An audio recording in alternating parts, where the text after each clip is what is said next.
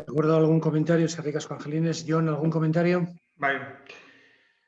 Pues en este caso, precisamente DBTU pensaba que sí que procedía a hacer una modificación, una actualización mucho más ambiciosa del impuesto de vehículos de tracción mecánica. Porque haciendo un historial, las cosas se han venido dejando ahora en el mismo sentido en el que estaban, que entendemos que es injusto. Haciendo un historial, en 2017 se incorporaron en un acuerdo tramos para las bonificaciones en función de los ingresos. A menos ingresos, mayor bonificación. Pues bien, en 2018, de golpe, el equipo de gobierno decidió suprimir esos tramos en las bonificaciones. Tramos que precisamente lo que hacían es que fuera mucho más progresivo y adaptado a los ingresos el impuesto.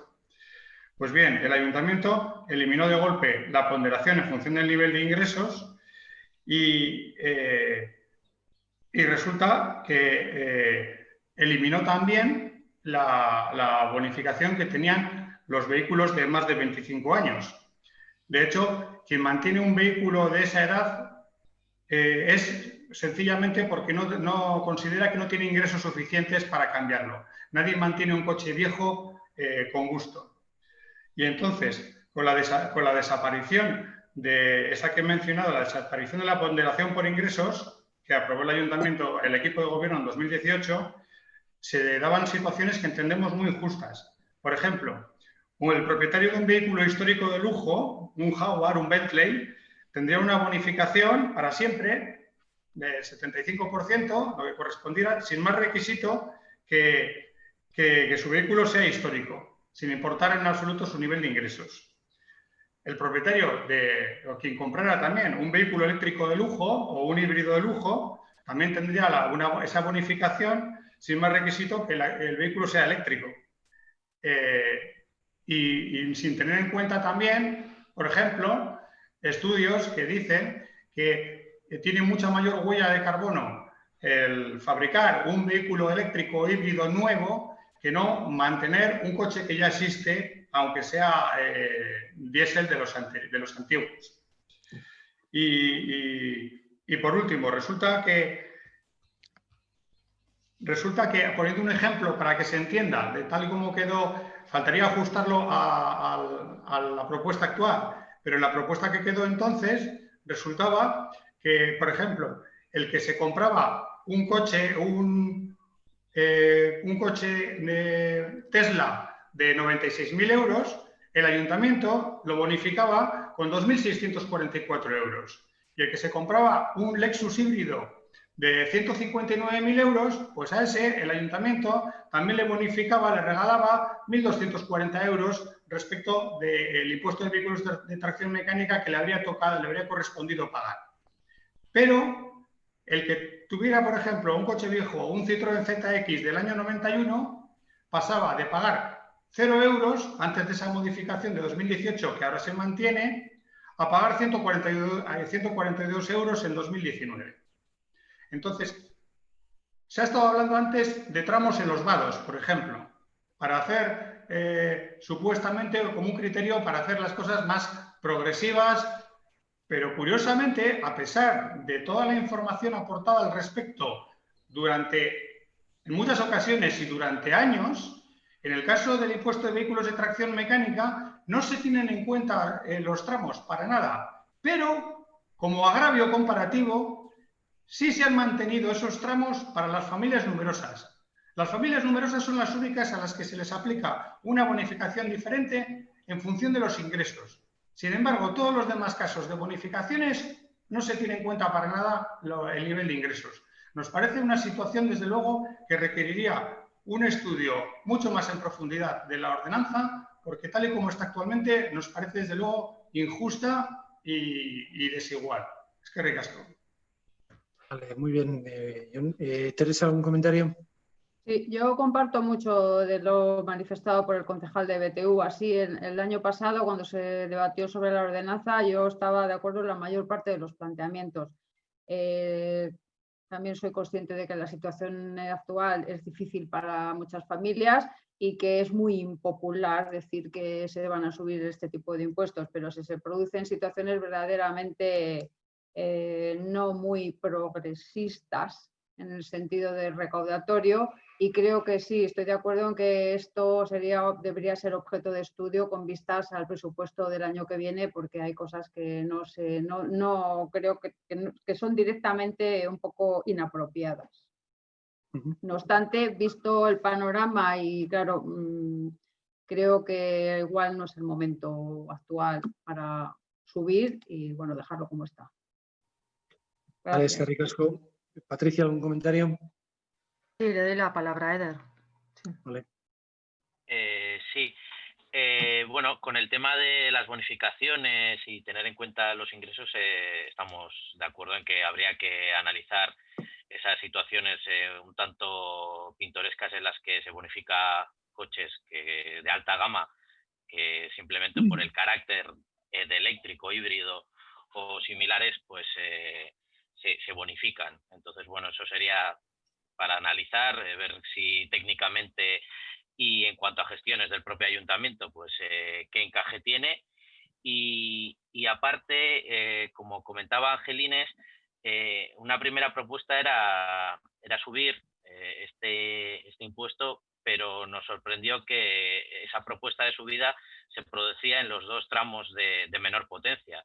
Podríamos haber visto con buenos ojos si esa subida se hubiera aplicado a los tramos de coches más potentes.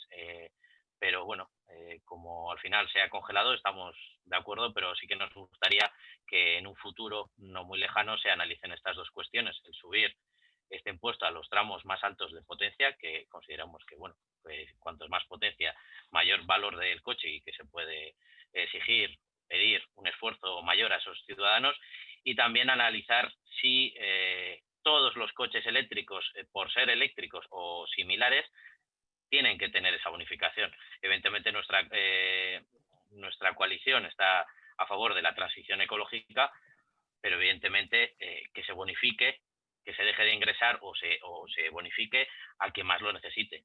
Eso también, por supuesto. Es que ricasco. Sí. ¿Unai, algún comentario?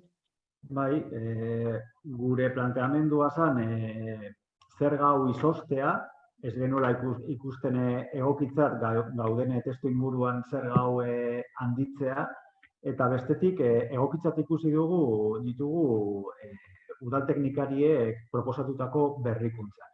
Beraz, ados gaude egindako planteamenduarekin.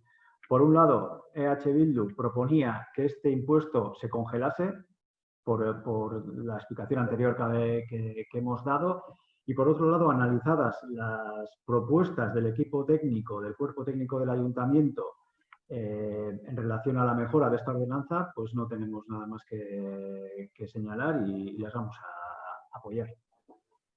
Ricasco. Muy bien. Entonces pasamos a la votación de este punto. La ordenanza de impuestos sobre vehículos de tracción mecánica. Patricia. Abstención.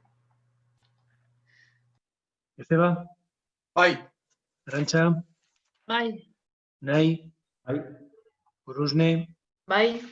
Teresa. Sí. Eder. Abstención. Jon. Es. Amaya. Amaya. Está desconectado. Sí, no está ahora. Se ha caído, yo creo, está intentando conectar. Sí, se ha caído. Estaba con el ordenador y ha intentado entrar con el móvil, sí. Bueno, pues a ver si se recupera y pasamos a la votación. Angelines. Bai. Nayara. Bai. Nick, bai. Ander. Bai. Nacho. Bye. Chiver. Bai. Merlin. Bai. Miquel. Bai. Amaya ha vuelto. ¿Le llamamos?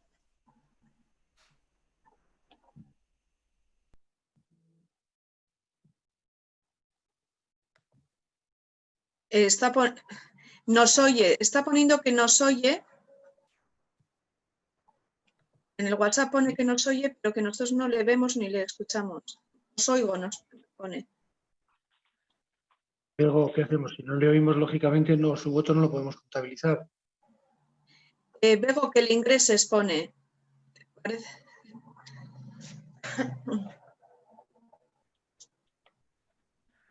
Luego está en silencio.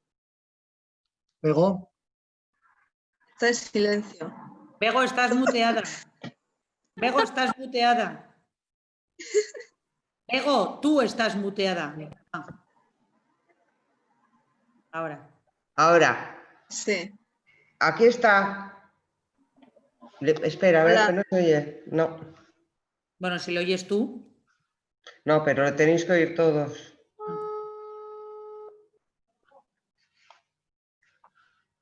A ver, Amaya. No, pero no lo oigo. Es que está con los cascos. Quítate los cascos. Ahora. Ahora. Bye, bye, bye.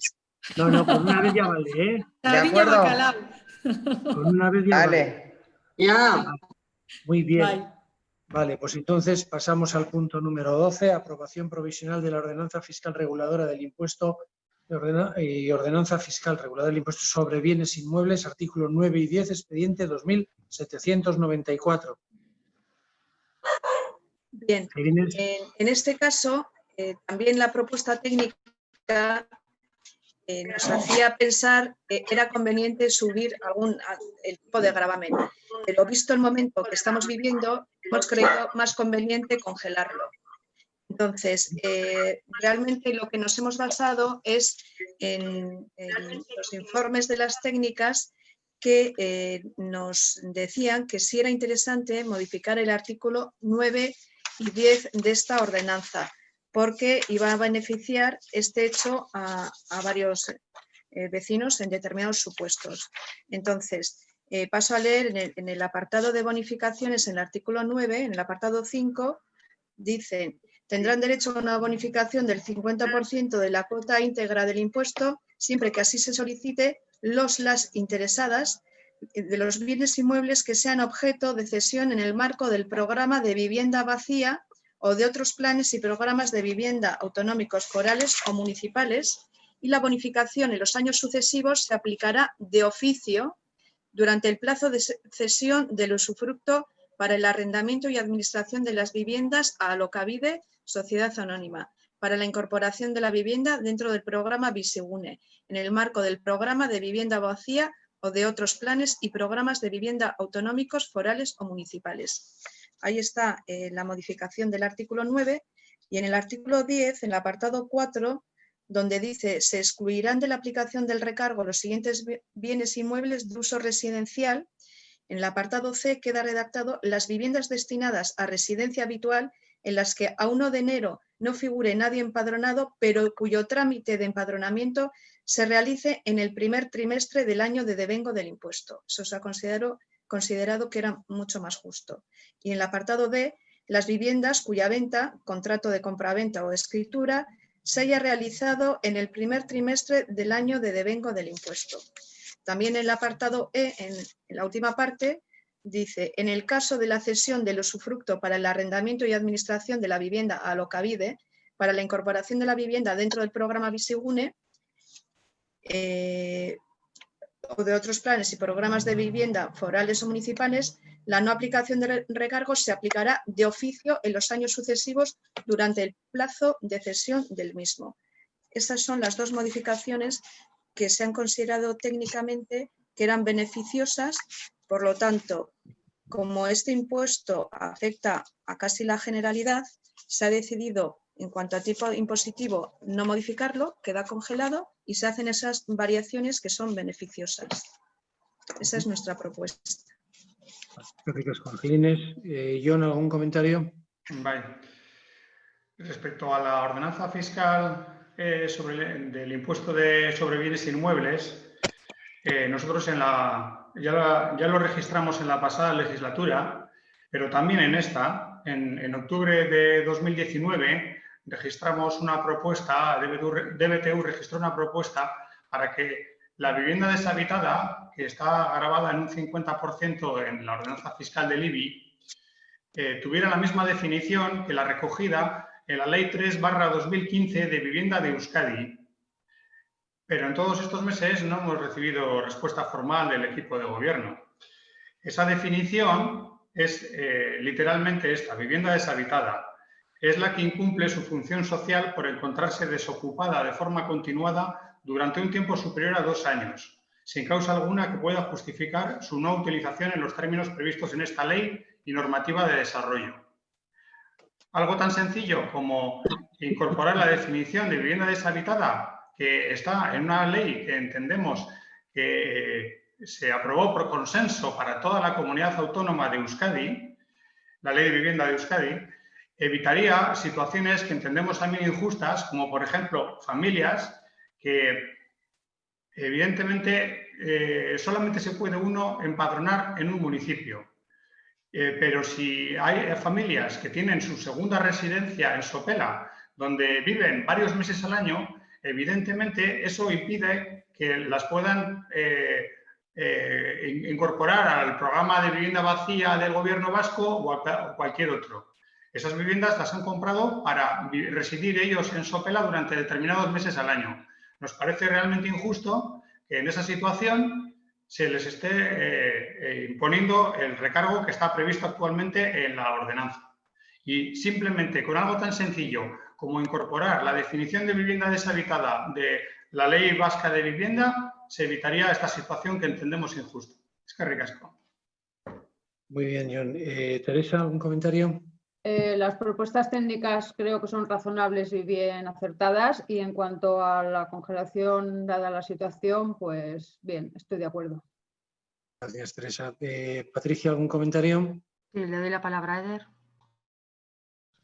Sí, bueno, los cambios técnicos los vemos bien, y la propuesta técnica de subida también la entendíamos porque, bueno, analizando un poco los tipos impositivos de la zona, pues también lo entendíamos, pero también consideramos que, bueno, que hay que adaptarse un poco a los tiempos que corremos. Nuestro ideal, en este caso, hubiera sido poder subir el tipo impositivo en base a los rangos del valor catastral, pero técnicamente este impuesto tiene que ser así, tiene que ser igual sin importar el valor catastral, y tenemos ahí una limitación técnica, pero bueno, queremos hacer constar que no hubiéramos visto con malos ojos de poder ser técnicamente una subida del tipo de impositivo a los tramos de valores catastrales más altos. Estamos de acuerdo en la congelación a los tramos más bajos, pero bueno, quien más tiene, que pague más. Ese es nuestro principio. Es que recasco. Vale, eskerrik ¿no hay algún comentario? Bai, zerga izostea eskatu genuen, eta horrela izango da, eta bestetik teknikarien bitartez jasotako proposamenak oso egokitzat ikusten ditugu eta babestuko ditugu. Proponíamos que este impuesto se congelase, así ha sido, y las propuestas de los técnicos del ayuntamiento pues las valoramos muy positivamente, son lógicas y razonadas y las vamos a admitir. Muy bien. Bien, entonces pasamos a la votación de este punto. Patricia. Abstención. Esteban. Aye. Arantxa. Aye. Unai. Aye. Rusne. Aye. Teresa. Aye. Eder. Abstención. John. Maya. Bye. Angelines. Bye. Nayara. Bye. Nick, bye. Ander. Bye. Nacho. Bye. Chiver. Bye.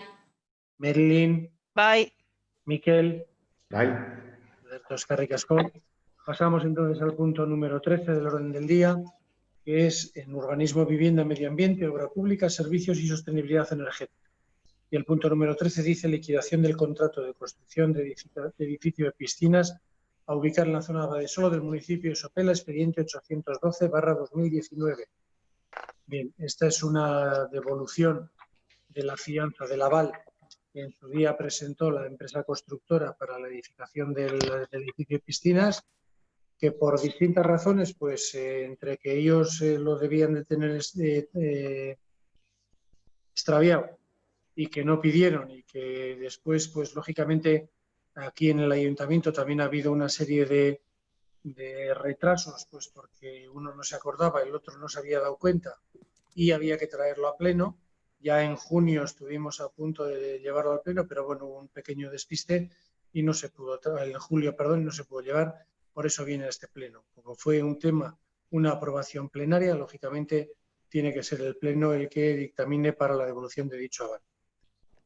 Vale, ¿te has trasladado eso? ¿Algún comentario, John? Ese es Carricasco. Teresa. No, nada. Patricia. No. Unai. Bai, Mikelek botako du interbentzioa. Vale, eskerrik asko.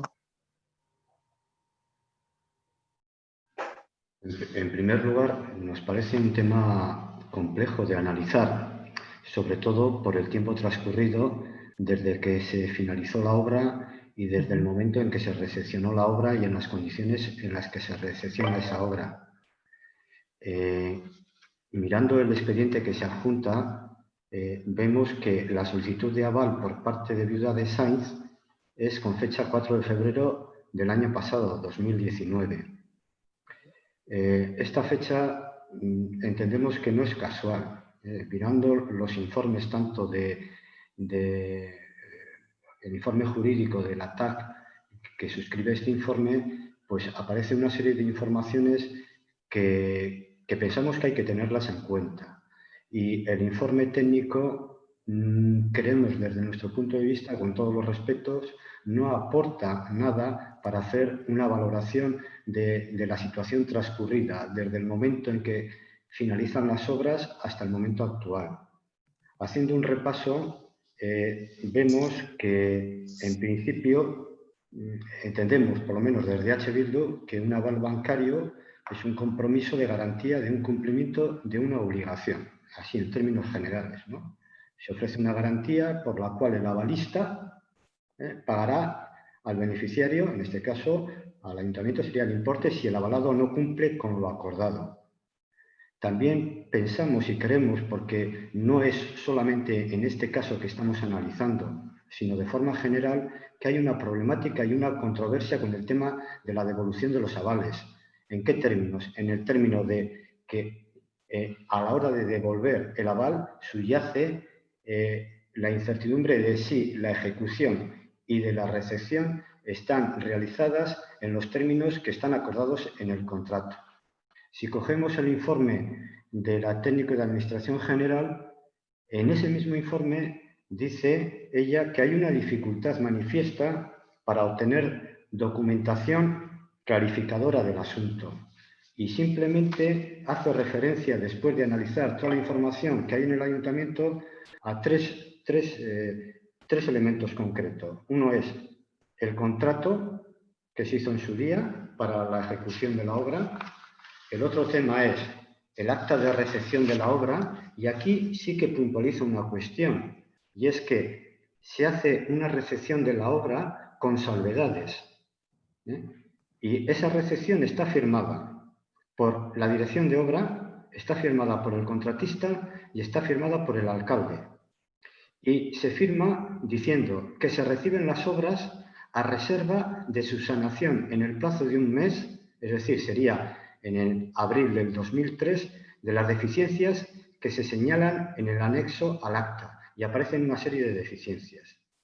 Y el tercer documento al que hace referencia la Técnica de Administración General es a dos escritos que el alcalde, con posterioridad a esa fecha, un año y medio después, es decir, en octubre del 2004, envía tanto al contratista como a la dirección de obra diciendo que se proceda a corregir los graves problemas de humedad que se vienen constatando en el gimnasio y en la zona de la piscina desde la inauguración del edificio.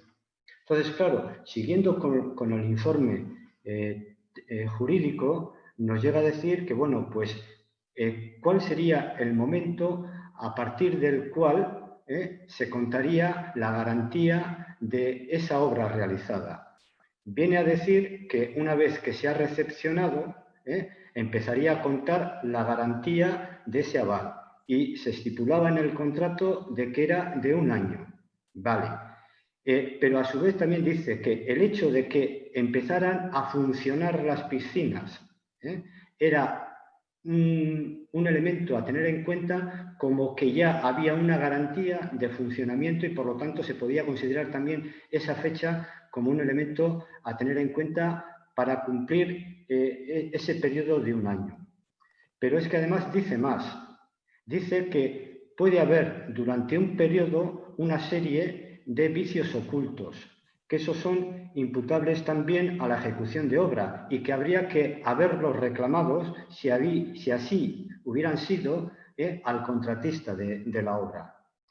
¿Qué es lo que sucede? Que la garantía, por un lado, hubiera finalizado una vez transcurrido 1 año desde la recepción de las obras, con un problema añadido de que se firmaba ese acta con una serie de obras pendientes y que después, 1 año y medio después, se le sigue diciendo que hay problemas importantes por subsanar. Y la otra cuestión es que, por normativa, parece ser que una vez transcurridos 15 años, esa posibilidad que tenía la Administración de reclamar al contratista la reparación de los defectos ocasionados por vicios ocultos, pues decae. Por lo tanto, la fecha de petición por parte de Viuda de Saiz el año pasado, en 2019, de la devolución del aval, no es, entendemos desde nuestro punto de vista, no es casual, es causal. Es una vez transcurrido ese periodo, después de la recepción de la obra y de transcurridos 15 años, se solicita ese aval. Claro, el seguro decenal no son 15, son 10. No, me estoy refiriendo al informe jurídico de la técnica de Administración General que hace referencia a una serie de jurisprudencias que elevan el tema de 15 años para reclamar al contratista las responsabilidades por daños ocultos en la ejecución material de una obra. Eso está en el informe jurista, no me lo estoy inventando yo. No está hablando de plazos anuales o decenales. Sí que es cierto, y lo he comentado anteriormente, que el contrato estipulaba una vez transcurrido 1 año. Una vez transcurrido 1 año, la devolución del aval. ¿Por qué motivo no lo solicitó? Pues ha transcurrido 17 años desde la recepción de la obra, evidentemente, y tenemos que recalcar también, Josu, tenemos que recalcar en qué condiciones se recepciona la obra, porque si no estamos mal informados, no se procedería a la devolución del aval si no se hubiese cumplido lo estipulado en el contrato. Eso no lo decimos nosotros, eso está ahí, es normativa.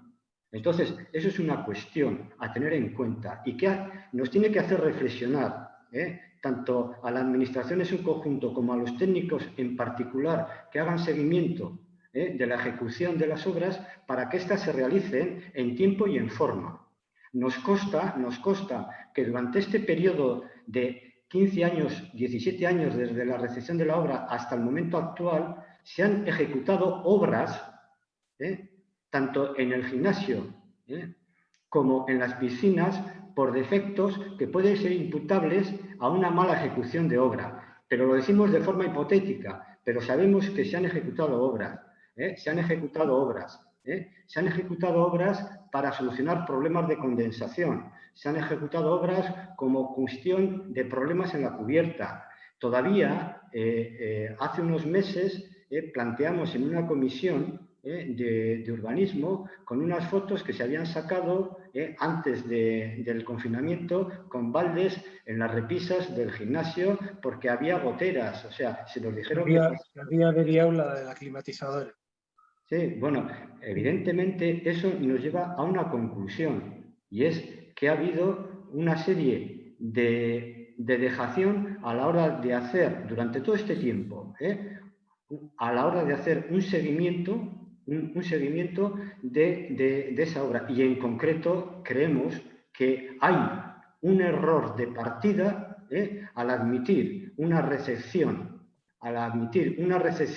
de una obra sin que esta obra esté terminada al 100% y que una vez transcurrido, porque esa recepción planteaba un mes para la ejecución de aquellos aspectos que no se habían ejecutado. El mes transcurre y año y medio después, todavía por parte del alcalde correspondiente en esa época, eleva tanto al contratista como a la dirección de obra de que hay serios, graves problemas de condensación. Entonces, este tema del aval tiene una reflexión que no podemos soslayar. No se puede decir, ha pasado tiempo y lo tenían que haber pedido y se le da. Hay un informe jurista, hay un informe técnico. Hemos dicho que el informe técnico no nos aporta absolutamente nada, pero hay unas cuestiones, vamos a decir, jurídicas, que de alguna forma nos dicen que en los términos en los que está planteándose la devolución no habría nada que hacer. Pero sí queremos dejar claro una reflexión, porque no es solamente en este momento, sino es para posteriores ocasiones y para posteriores obras que se realizan, sobre todo para exigir al contratista la ejecución en tiempo y en forma antes de la recepción de las obras. Entonces, vamos a hacer una abstención, pero una abstención supercrítica, por decirlo de alguna manera, porque no se debería haber llegado a esta situación en la que se ha llegado y con un historial de obras que se vienen manteniendo una y otra vez en ese edificio, sobre todo de las piscinas y del gimnasio. Vale, eskerrik asko, Miguel. ¿Algún comentario más? Vale, entonces pasamos a la votación de este punto. Patricia. Abstención. Joseba. Bai. Arantxa. Abstención. Unai. Abstentzioa. Gorosne. Abstentzioa. Teresa. Sí. Eder. Abstención. Jon. Abstención. Maya. Bai. Angelines. Bai. Nayera. Bai. Nick, bai. Ander. Abstención. Nacho. Bai. Chiver. Abstentzioa. Merlin. Bai. Miquel. Abstención. Vale, eskerrik asko. Vale, pasamos al punto número 18. 14. Perdón, que me he pasado aquí. Qué ganas de terminar, por Dios. Aprobación inicial de la ordenanza reguladora de la venta ambulante del municipio de Sopela. Jalines. Sí, traemos al Pleno esta aprobación de la ordenanza reguladora de la venta ambulante porque veíamos necesario en Sopela, veíamos que existía carencia en cuanto a normativa para regular determinadas realidades que se estaban dando en el municipio, como eran los baserritarras que se colocaban con sus productos enfrente del ayuntamiento, bueno, en los soportales del edificio del frontón. Luego también nos hemos encontrado este verano y en otras ocasiones las famosas camionetas, furgonetas, los food truck, o una churrería que quiere venir en un momento dado a fiestas. Al final existía pues un vacío legal y había cosas que poner en orden, regularlas. De ahí la necesidad de esta ordenanza. Entonces, en junio se recogieron sugerencias a la ciudadanía, es la forma de proceder. No hubo demasiadas, muy poquitas, simplemente opinaban que el mercado hortofrutícola fuera los sábados y poco más. Entonces ha habido diferentes reuniones, tanto técnicas como con grupos políticos, para recoger sugerencias.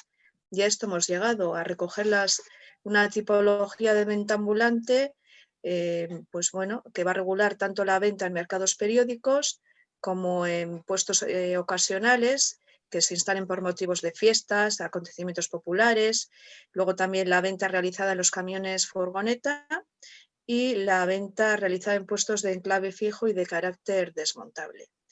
Y bueno, pues así un poco resumido, porque ya se ha hablado en algunas de las comisiones, traemos la ordenanza al Pleno. Recasco, Angelines. John, ¿algún comentario a esta ordenanza? Vale, sí, nos ha llamado la atención que, en nuestra opinión, la ordenanza está incompleta porque hay un apartado fundamental que es el de las tasas por ocupación del espacio público que no lo vemos. De hecho, ese fue uno de los principales puntos en los cuales nosotros presentamos objeciones porque en el borrador que se nos comunicó de precios públicos por ocupación de ese espacio, veíamos muy importantes desproporciones entre lo que se pretendía cobrar a unos y a otros en función del tipo de actividad de quien estuviera sujeto por esta ordenanza. Entonces, bueno, no sé, primero preguntar si es que hemos visto bien, porque aquí en el texto que acompañaba no hemos visto las tasas. Ya te comento, se va a llevar, en este pleno solo se trae la normativa, lo que es la tipología de venta, y luego en el pleno de octubre, si vamos como queremos ir en ritmos, se trae la ordenanza fiscal respecto a lo que viene regulado aquí. O sea, está separado, no está en la misma ordenanza. Esta es normativa y luego está la ordenanza fiscal. ¿Y no deberían ir unidos? No tiene por qué. No. Vale, es que recasco. Patricia, ¿algún comentario?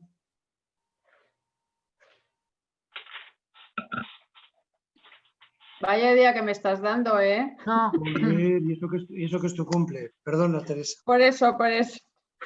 Que se recogieron mis sugerencias sobre una cuestión normativa y no tengo nada que objetar a esta ordenanza.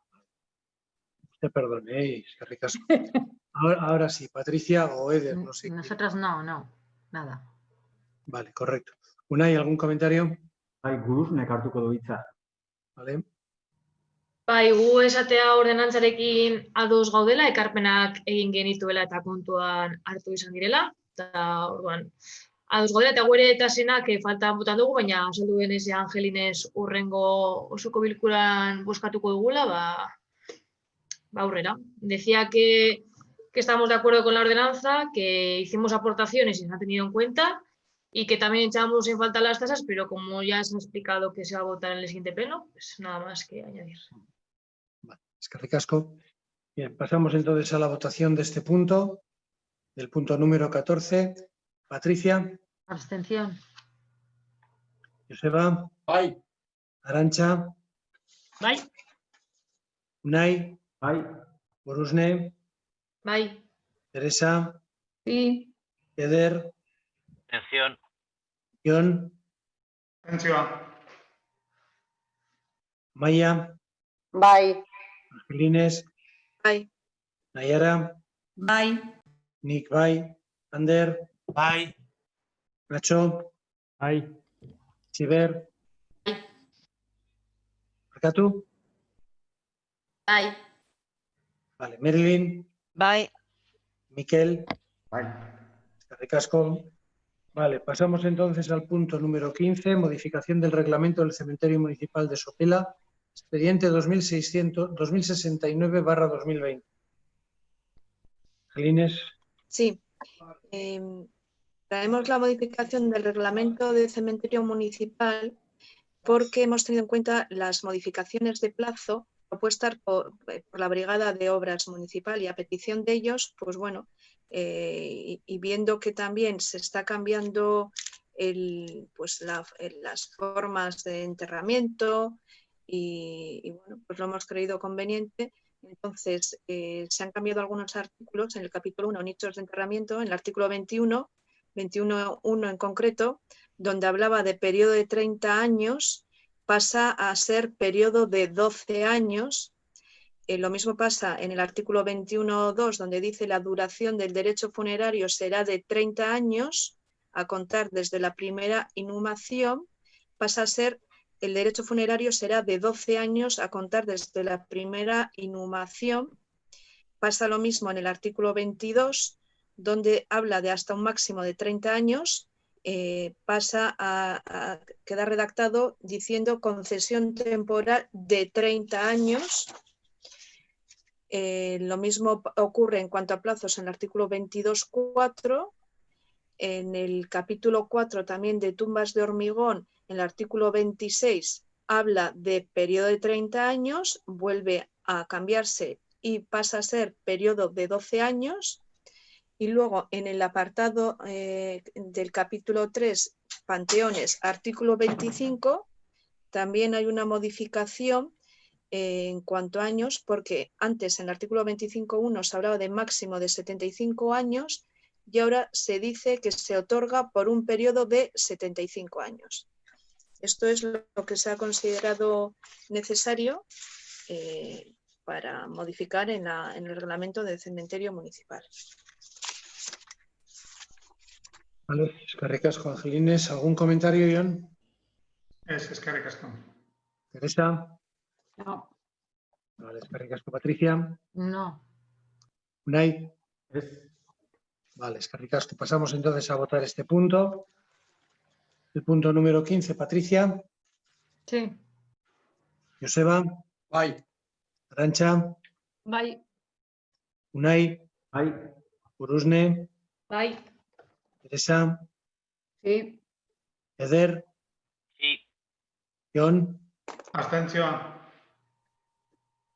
Maya. Bai. Angelines. Bai. Nayara. Bai. Nick, bai. Ander. Bai. Nacho. Bai. Itziber. Bai. Marilyn. Bai. Bai. Miquel. Eskerrik asko. Pasamos al punto número 16, parte de información, impulso y control. Punto número 16, mociones de urgencia si las hubiere. En principio no hay ninguna moción, salvo que hay alguna hora. Vale. Pasamos al punto número 17, daciones de cuenta de los decretos de alcaldía siguientes. El A, dar cuenta del expediente número 11 de modificación presupuestaria mediante crédito adicional, expediente 2323. El B, dar cuenta del expediente número 12 de modificación presupuestaria mediante habilitación de crédito, expediente 2333. El C, dar cuenta del expediente número 13 de modificación presupuestaria mediante transferencia de crédito, expediente 2757. El D, dar cuenta del expediente número 16 de modificación presupuestaria mediante transferencia del expediente 2769. El E, dar cuenta de los decretos de aprobación de gasto y levantamiento del reparo, expediente 2804. El F, dación de cuenta de decreto de alcaldía 592-2020 del 27 de julio relativo a la delegación de la facultad de autorizar matrimonio en doña Nayara Ibarzábal Arrasate, expediente 2256. El G, dación de cuenta del decreto de alcaldía número 685-2020 del 31 de agosto del 2020, relativo a vocación competencia asumida por la Junta de Gobierno Local por la contratación de alquiler de la carpa para el Colegio Público de Sipiriñe, expediente 2209/2020. El H, dar cuenta del decreto de alcaldía número 696-2020 del 7 de septiembre del 2020 relativo a vocación competencia asumida por la Junta de Gobierno Local, asunto la contratación de la segunda carpa para el Colegio Público Sipiriñe, expediente 2209/2020. El punto número I, dación de cuenta, decreto de alcaldía número 722 de 2020 del 14 de septiembre relativo a vocación competencias asumidas por la Junta de Gobierno Local, asuntos la firma del convenio Irigune 2020, una firma del convenio de Budalgasteiz 2020 y resolución del recurso de reposición interpuesto por el que aprueban las bases de responsable de la Oficina Técnica, expediente 2209/2020. Pasamos al punto número 18. Sí. Quisiera hacer un par de comentarios a dos decretos, si se me permite. Si es breve, sí. Sí. Uno de ellos es el 2333, que es el arreglo del derrumbe de acceso a la playa Barinache. Aquí quería comentar, porque claro, de la lectura no se ve en qué consiste este decreto. Quería comentar el posicionamiento de DBTU en contra de lo que se ejecuta mediante este decreto, es decir, la ejecución subsidiaria de la obra de derrumbe del acceso a la playa Barinache. Como hemos dicho antes, entendemos que aquí lo que había que reclamar es a que Costas o el organismo supramunicipal responsable se hiciera cargo de esta reparación. Cuando se declaró la emergencia, efectivamente eso no es competencia municipal, entendemos que no, pero por la declaración de emergencia hubo que asumir esa responsabilidad, pero lo que se va a hacer ahora es reclamar por la vía legal a Costas para que corra con los gastos que tiene que correr. Pero en principio, el hecho de declarar la emergencia, de hecho no necesitaban ni dotación presupuestaria aparente, hubo que hacer una serie de trámites lógicos, pero la intención y el expediente va con la reclamación a Costas. No es que luego saldrá lo que tenga que salir, pero en principio se va a reclamar. Apoyaremos esa reclamación. Y por último, es el decreto 2769. En ese sentido, aquí queríamos criticar que aparentemente con la información que contiene el decreto nos parece taparnos los brazos con una manta dejándonos los pies al descubierto, puesto que se plantea aumentar los créditos en ayudas de fomento a autonomía personal de la juventud, por ejemplo, y otra serie de subvenciones, y sin embargo, precisamente lo que se minora es el programa de fomento del envejecimiento activo y el desarrollo de políticas de igualdad. Entonces, pues bueno, si hay que utilizar dinero para estas subvenciones y estas ayudas, entendemos que se debería tomar de otro sitio y no eliminar programas de fomento del envejecimiento activo o de desarrollo de políticas de igualdad. Es que ricasco. ¿Puedo intervenir? Sí. Nada, 5 minutos. Creo que ya he explicado suficientemente que no hay nadie que en la situación actual, ninguna institución se atreva a desarrollar políticas de envejecimiento activo a un colectivo que es prioritario en su protección contra los riesgos de la pandemia. Es imposible desarrollar ninguna actividad en este sentido de ese tenor. Igualmente, como ya he explicado varias veces en las comisiones, el de políticas de igualdad, tal como estaba planteado en el presupuesto con un código 48, era la convocatoria de subvenciones para desarrollar proyectos. Hicimos un testeo y ninguna de las asociaciones ni de las ONGs que pudieran concurrir a esta convocatoria estaban en disposición por falta de tiempo y por causa de la pandemia en acudir a esta convocatoria, y ha añadido el consiguiente desarrollo desde el punto de vista de los técnicos para evaluar este tipo de iniciativas. En ese sentido, hemos pensado que antes de que el dinero no se gaste y se quede allí, incorporarlo para otra partida que sí se pueda llevar a cabo. Esa es la explicación. En nuestra opinión sí se podían haber hecho cosas, pero bueno. Es que ricasco. Pasamos entonces al punto número 18, ruegos, preguntas y mociones no resolutivas. En este momento tenemos una declaración institucional, que es la declaración institucional Manifiesto Anitza, Decálogo de la Diversidad. Teresa, si lo quieres leer, por favor. Sí. O hacer un resumen. O lo que nada, solo he hecho un pequeño resumen, solo voy a leer el decálogo. Solo decir que, en principio, bueno, lo voy a leer en castellano, la traducción al euskera me ha llegado a mediodía, entonces lo que haré es, solo he pasado ya a Marisa para que en el acta incorpore el texto en euskera y, bueno, por ir abreviando, solo decir que esto es una propuesta del Consejo de la Juventud de Euskadi y tiene que ver con el sello Gune Anitza, que es similar en otro aspecto al punto lila, por el cual nos comprometemos a proteger la diversidad sexual y de formas de ser y de sentirse y de manifestarse de todas las personas, de todos los colectivos, incluidos los LGTBI.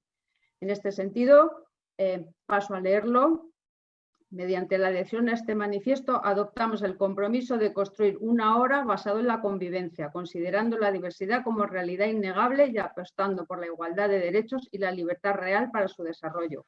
Al expresar nuestra adhesión al manifiesto, nos comprometemos a cuidar y renovar nuestro espacio como un espacio en favor de la diversidad. El decálogo. Estamos a favor de la diversidad y la entendemos como característica transversal e inevitable de la sociedad. Siendo la diversidad algo que se descubre en una misma o en uno mismo, es inevitablemente positiva. La diversidad de identidad, de formas de ser, modelos de amor, es un valor en sí misma. No se puede comprender que la identidad y la forma de ser puedan limitar ni que sea posible castigar cualquier reacción positiva y satisfactoria, ni que sea posible establecer jerarquías entre las personas. Somos un espacio que trabajará contra las desigualdades sociales fruto de la jerarquización histórica. No permitiremos amenazas y vulneraciones de la igualdad de derechos y libertades. No aceptaremos que individuos muestren actitudes no tolerantes ni que agredan la diversidad. Pedimos al resto de administraciones que trabajen en favor de la aceptación, el fomento, el empuje y la protección de la diversidad. Reivindicamos una mejora de la actual legislación que contemple el cuidado de la diversidad, basada en la educación, la investigación y el respeto y una actitud de rechazo tajante contra cualquier agresión. Instamos a la juventud que ya se ha puesto en marcha y le pedimos que siga de manera activa, siendo una fuerza más en la actitud de empuje de la diversidad, tanto a nivel personal como colectivo. Animamos a la juventud a ser una fuerza más, buscando, dando a conocer y creando espacios Guneanicha. Tenemos como meta que todo espacio físico y virtual que tenga la diversidad como positiva se adhiera al sello Guneanicha. Mediante este manifiesto, el Ayuntamiento de Sopela se adhiere al sello Guneanicha. Vale. Muy bien. Solo decir que lo hemos aprobado en la Junta de Portavoces, aquí se da cuenta y se da lectura para que conste. Barkatu, nik gauza bat esan nahi dut. ¿Perdón? Quiero decir algo acerca de la declaración. Bien, bien. Vale, guk bat egiten dugu adierazpen honekin, ez dagoelako zalantzarik aniztasun politikaen alde egingo dugula beti. Vamos a votar a favor porque no hay duda que este ayuntamiento tiene que hacer política de diversidad. No se vota. No se vota. Ay, pero bueno. Lo hemos aprobado en la Junta. Bueno, da igual, voy a seguir. Bien, bien. Aunque... Sí. Aunque lo acabas de explicar, no entendemos que hoy en este pleno saquemos una declaración institucional para diversidad cuando se acaba de dejar en cero una partida de desarrollo de políticas de igualdad LGTBI para fomentar otro tipo de necesidades que también son importantes, sí, pero no estamos de acuerdo con lapidar una partida tan necesaria en Sopela. Entendemos lo que acabas de explicar, pero bueno, también es verdad que necesitamos un compromiso para que el año que viene esta partida vuelva donde tiene que estar. Compromiso que comparto.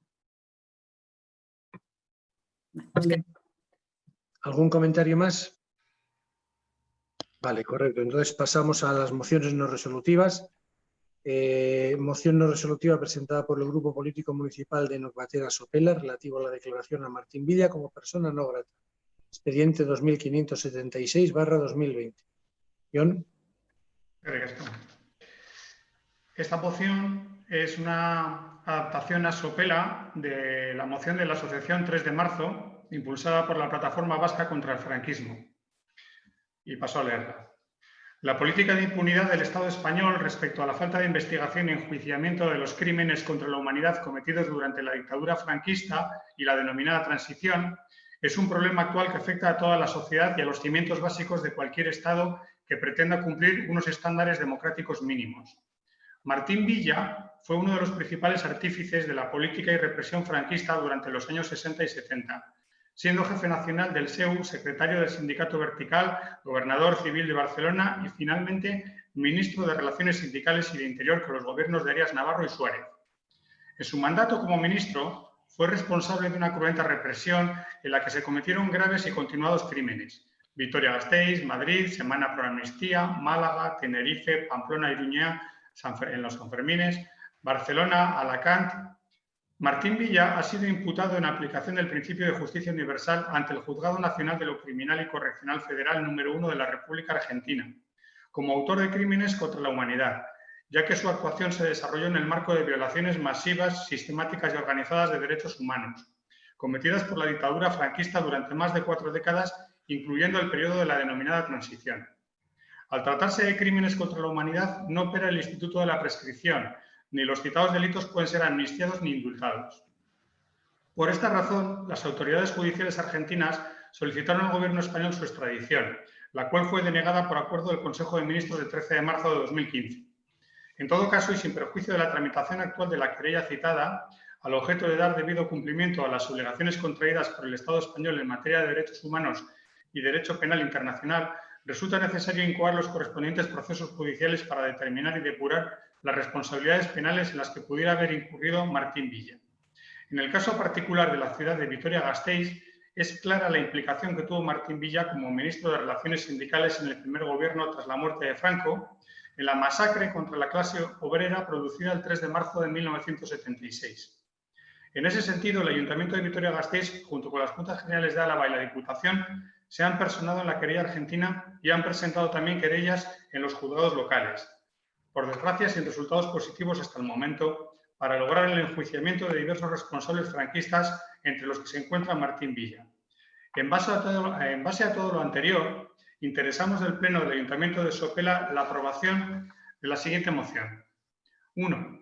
Para instar al Gobierno de España a dejar sin efecto el acuerdo del Consejo de Ministros del 13 de marzo de 2015 y, en consecuencia, a tramitar y aceptar la extradición de Martín Villa en la República de Argentina. 2. Para que, en aplicación del principio de derecho internacional, extraditar o juzgar, se adopten por el Estado todas aquellas medidas necesarias para que, por los tribunales de España, se proceda a la investigación y enjuiciamiento de los crímenes contra la humanidad cometidos durante la dictadura franquista y la llamada transición política, y, muy en particular, de todos aquellos cuya responsabilidad pudiera recaer en Martín Villa. 3. Declarar a Martín Villa persona non grata en el municipio de Sopela. 4. Trasladar el presente acuerdo al Ministerio de Justicia de España, al presidente de la Audiencia Nacional, al presidente del Tribunal Supremo, a la Fiscalía General del Estado y al Juzgado Nacional de lo Criminal y Correccional Federal número 1 de la República Argentina. Es que requescamos. Vale.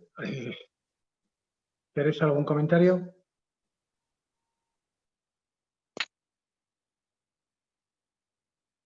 Teresa, ¿algún comentario? Perdón, sí. Tengo que decir que de las represiones contra la clase obrera y contra distintos partidos políticos nosotros tenemos mucho que decir, junto que otros. Si alguien sufrió represión fue el movimiento sindical del que yo formo parte, junto con otros muchos, el Partido Socialista, partidos nacionalistas y otros muchos grupos que sufrieron la represión franquista. En ese sentido no tengo nada que objetar.